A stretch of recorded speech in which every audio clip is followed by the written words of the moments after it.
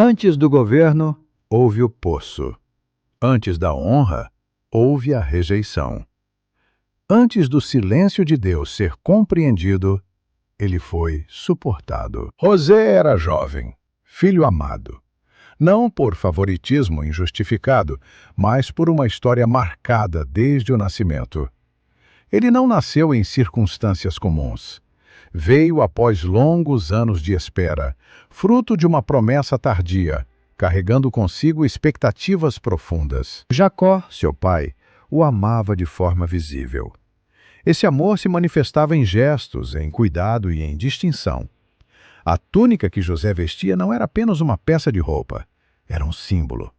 Um sinal externo de que aquele filho ocupava um lugar especial. E símbolos, quando não compreendidos, despertam sentimentos perigosos. Os irmãos de José viam a túnica, sentiam o peso da comparação e alimentavam a inveja em silêncio. Mas o que realmente incendiou o coração deles não foi a túnica. Foram os sonhos. José sonhava. E não eram sonhos comuns. Eram sonhos que falavam de futuro, de liderança, de autoridade. Em suas visões, feixes se inclinavam, astros se curvavam. A narrativa não descreve arrogância explícita, mas descreve algo inevitável. Sonhos grandes nem sempre encontram corações preparados para ouvi-los. José contou seus sonhos, e cada palavra aumentava a distância entre ele e seus irmãos. Eles não apenas deixaram de gostar dele, eles passaram a odiá-lo. Até mesmo Jacó, embora guardasse aquelas palavras no coração, percebeu o peso do que estava sendo dito. O futuro parecia se anunciar cedo demais. O tempo passou. E chegou o dia em que José foi enviado ao encontro dos irmãos. Eles estavam longe, cuidando dos rebanhos. José foi enviado não como espião, mas como filho. Foi para saber se tudo estava bem, para levar notícias, para cumprir uma tarefa simples. Mas quando o viram de longe, antes mesmo que se aproximasse, algo foi decidido. Lá vem o sonhador. Essa frase não foi apenas zombaria, foi a redução de um destino a um rótulo. O sonho, que deveria ser sinal de esperança, tornou-se motivo de ódio. Eles conspiraram. Não no calor de um momento isolado, mas em acordo. O desejo inicial era extremo: matar. Apagar a existência daquele que representava tudo o que eles temiam perder. Mas a intervenção de um deles mudou o rumo imediato. Rubens sugeriu algo diferente. Não o matariam. Apenas o lançariam em um poço, sem sangue, sem testemunhas, sem explicações. José foi cercado. A túnica foi arrancada.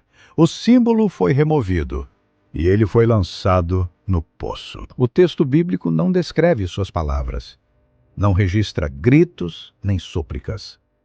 Mas o silêncio daquele poço fala mais alto do que qualquer discurso. Ali, José estava sozinho, sem entender, sem defesa, sem saber que aquele era apenas o início. Enquanto ele estava no fundo do poço, seus irmãos se sentaram para comer. A indiferença deles revela algo duro: a capacidade humana de seguir vivendo normalmente enquanto alguém sofre profundamente por nossas escolhas. Mais tarde, uma caravana passou. Comerciantes, estrangeiros, oportunidade. José foi tirado do poço, não para ser libertado, mas para ser vendido. Sua vida foi trocada por moedas. Seu valor foi reduzido a um preço. E assim, o filho amado tornou-se escravo. Levado para o Egito, uma terra estranha, uma cultura diferente, um idioma que não conhecia. Tudo o que era familiar ficou para trás, e Deus permaneceu em silêncio. Nenhum anjo apareceu, nenhuma explicação foi dada, nenhuma promessa foi reafirmada naquele momento. O silêncio de Deus não significava ausência, mas José ainda não sabia disso. O sonho parecia distante, o poço havia sido real, E o caminho agora seguia por lugares que ele jamais imaginara. Porque muitas vezes o propósito começa exatamente onde o controle termina. O Egito não era apenas um novo lugar, era um mundo completamente diferente. José chegou como mercadoria, sem nome, sem passado reconhecido, sem direitos. Aqueles que o compraram não sabiam de seus sonhos, nem do poço, nem das promessas implícitas em sua história. Para eles, José era apenas mais um escravo. Ele foi levado à casa de Potifar, oficial de Faraó, capitão da guarda. Um homem de autoridade, acostumado à disciplina e à ordem, e foi ali, em silêncio, longe da família e de qualquer proteção, que algo começou a se manifestar. O texto bíblico registra de forma clara: o Senhor era com José. Não houve anúncios públicos, não houve sinais visíveis para todos, mas havia favor. José prosperava em tudo o que fazia, não por posição, mas por caráter. Mesmo sendo estrangeiro, mesmo sendo escravo, ele trabalhava com excelência, administrava com responsabilidade, servia com fidelidade. Potifar percebeu. A confiança cresceu. A responsabilidade aumentou. José foi colocado sobre toda a casa. Tudo estava sob seus cuidados, exceto aquilo que não lhe pertencia. Mas onde há favor, muitas vezes surgem novas provas. A esposa de Potifar passou a observar José. O texto é direto. Ele era atraente. E aquilo que começou como olhar tornou-se insistência. Dia após dia, ela o chamava. Tentava convencê-lo. Criava situações. José recusou. Não apenas por lealdade ao seu senhor, mas por temor a Deus. Ele sabia que aquele ato não era apenas uma traição humana, mas uma quebra espiritual. Como faria eu tamanha maldade e pecaria contra Deus? Essa frase revela algo profundo. Mesmo longe de casa, José não deixou sua fé no poço. Ele resistiu. Ele se afastou. Ele escolheu o caminho mais difícil. Mas a fidelidade nem sempre é recompensada imediatamente. Em um momento decisivo, quando estavam sozinhos na casa, ela o agarrou. José fugiu. Deixou a capa para trás, salvou sua integridade, mas perdeu sua reputação. A mentira foi contada, a acusação foi feita, a verdade foi ignorada. José não teve direito de defesa. Não houve investigação. Não houve escuta. Potifar se enfureceu. E José foi lançado na prisão. Não uma prisão qualquer, mas o lugar onde ficavam os presos do rei. Um ambiente duro, fechado, marcado pela injustiça e pelo esquecimento. Mais uma vez, José desceu. Do poço à casa, da casa à prisão. E novamente, Deus permaneceu em silêncio. Nenhum sonho foi explicado. Nenhuma promessa foi reafirmada. Nenhuma saída foi apresentada. Mas o texto repete algo essencial. O Senhor era com José. Mesmo na prisão, José encontrou favor. O carcereiro percebeu sua integridade. Confiou-lhe responsabilidades. Colocou-o sobre os outros presos. A cela não anulou o chamado. As grades não limitaram o propósito. José não se tornou amargo. Não se revoltou. Não abandonou a esperança. Ele servia, observava, cuidava. E foi ali, no lugar do esquecimento, que novos sonhos apareceram. Não os seus, mas os sonhos de outros. 2 oficiais de Faraó foram presos, o copeiro e o padeiro. Ambos tiveram sonhos perturbadores. José ouviu, interpretou, falou com verdade. As interpretações se cumpriram.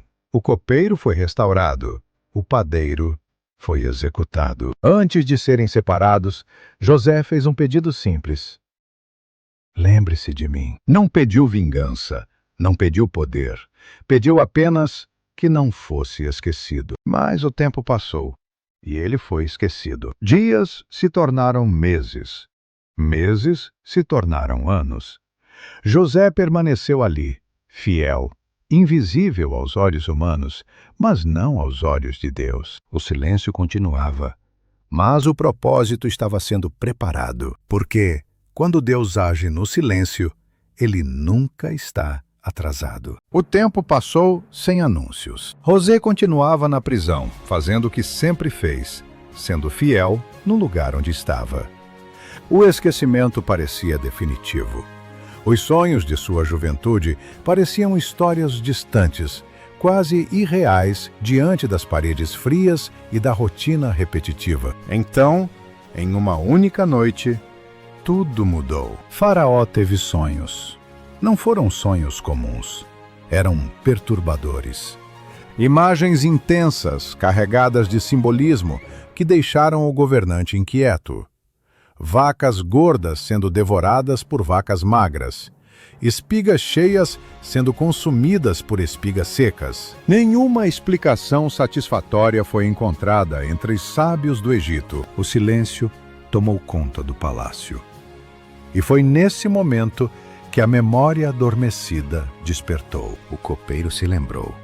Lembrou-se do jovem hebreu na prisão, do homem que interpretara seu sonho com precisão, do pedido simples que fora ignorado por tanto tempo. A lembrança não veio por culpa, mas por necessidade. José foi chamado.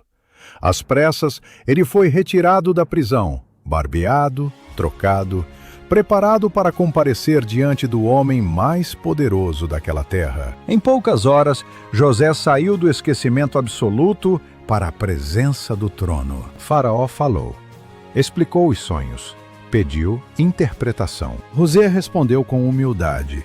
Ele não reivindicou habilidade própria, não se promoveu, não negociou vantagens.